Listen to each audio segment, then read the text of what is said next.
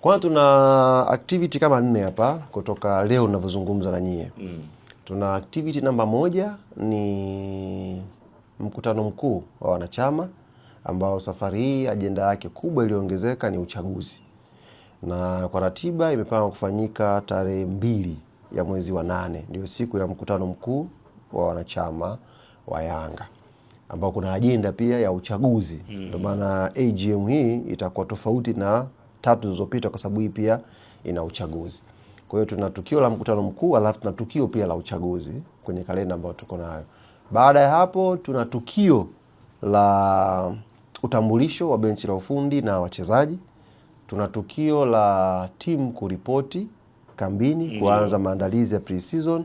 Alafu tuna tukio la wiki ya wananchi.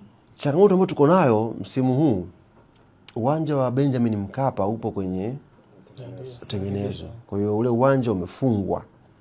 Hatutaweza kufanya tamasha pale. Kwa hiyo tuna assignment ya kwanza ambayo ndani ya yani haitafika tarehe 20 inshallah.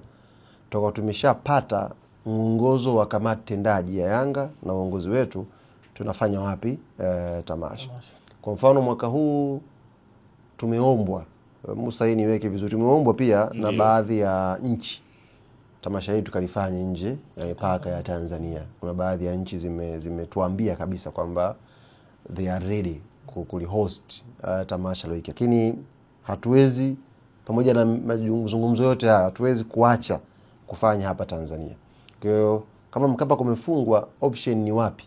Tutakuja pia kuwajuza. Kwa hiyo ndani ya hizi siku 6 inshallah tutakuwa tumeshapata majibu yote ili sasa wanayanga waanze kujiandaa. Kama ni safari ya kwenda wapi. Lakini uzinduzi ndio tuna Katoro mpaka sasa hivi ambao wamejitokeza kwamba wako tayari wanangu wa Geita kufanya uzinduzi. Kwa kuna mkoa mwingine ambao unafikiri unaweza kushindana na watu wa Katoro kwenye uzinduzi, utuambie.